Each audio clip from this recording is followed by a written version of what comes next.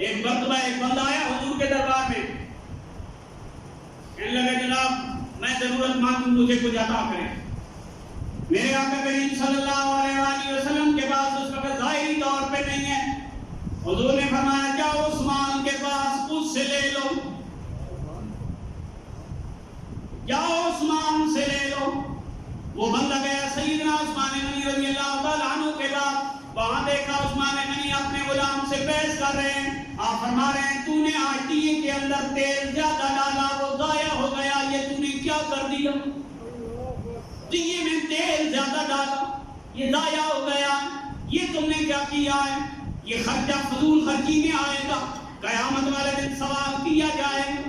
اس بندے نے جب یہ گفتگو سنی، وہ بندہ واپس پلٹ آیا، حضور کے دربار میں آ گیا، آ کے دوبارہ میرے آقا کریم صلی اللہ علیہ وآلہ وسلم کی بارگاہ میں سوال کیا، یا رسول اللہ میں ضرورت مند ہوں، مجھے کچھ عطا فرمائیں۔ حضور نے فرمایا جاؤ عثمان کے پاس، عثمان کے پاس جاؤ اور اس سے لو۔ وہ بندہ دوبارہ گیا سیدنا عثمان غنی رضی اللہ تعالیٰ عنہ کے دربار میں، جب دوبارہ پہنچا تو عثمان غنی پھر غلام سے الجھ رہے ہیں۔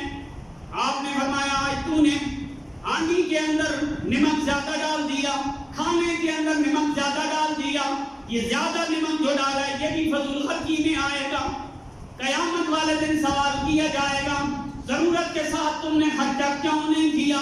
یہ قیامت والے دن جواب دینا ہے، یہ تم نے کیا کیا ہے؟ دوبارہ گفتگو سنی، وہ بندہ دوبارہ واپس آ گیا، واپس آیا حضور کے دربار میں، اور تیسری مرتبہ کہ میرے آقا کریم صلی اللہ علیہ وآلہ وسلم کی بارگاہ میں تیسری مرتبہ آگے کہنے لگا یا رسول اللہ میں ضرورت مند ہوں، مجھے کچھ عطا فرمائیں۔ حضور نے فرمایا جاؤ عثمان کے پاس، جاؤ عثمان کے پاس۔ تو کہا حضور دو مرتبہ گیا، پھر کیا ہوا؟ حضور پہلی مرتبہ گیا تو تیل پہ جھگڑا، دوسری مرتبہ گیا تو نمک زیادہ ڈالنے پہ بحث۔ جو بندہ تھوڑے سے تیل کے اوپر الجھ رہا ہے، جو بندہ تھوڑے سے نمک کے اوپر الجھ رہا ہے، وہ مجھے کیا دے گا؟ حضور نے فرمایا تم نے میرا بتایا تھا، توجہ ادھر ہے، حضور نے فرمایا تم نے میرا بتایا، میرے کریم نے فرمایا تم نے میرا بتایا تھا۔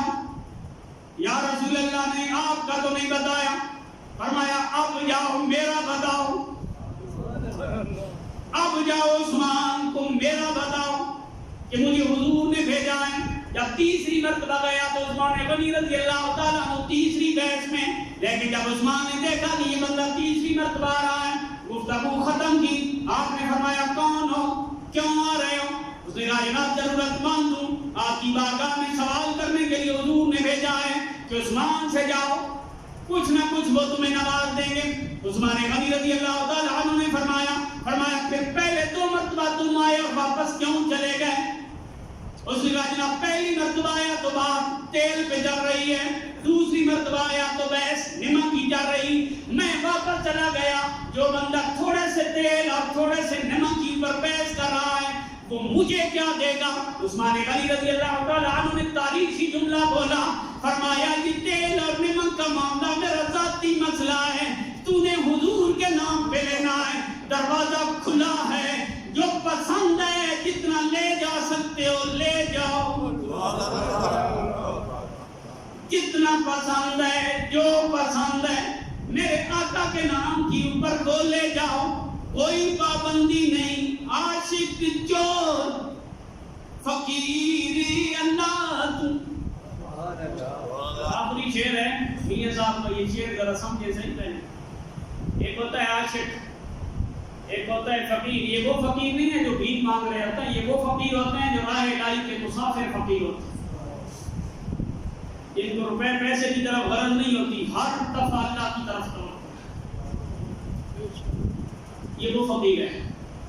اور تیسرا چور، ان تینوں کا ذکر کیا میاں صاحب نے، فرمایا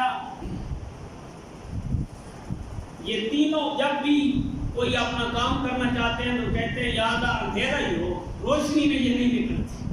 چور چوری کے لیے نکلے، فقیر عبادت کے لیے نکلے، عاشق محبوب سے ملنے کے لیے نکلے، اندھیرے میں ہی نکلتے ہیں۔ معاشرے میں نہیں جاتے, پکڑے جاتے. عاشق چور فقیر اللہ تو منگ دے بھوپ ہنیرا. عاشق چور فقیر اللہ تو منگ دے بھوپ ہنیرا. ایک لٹے ایک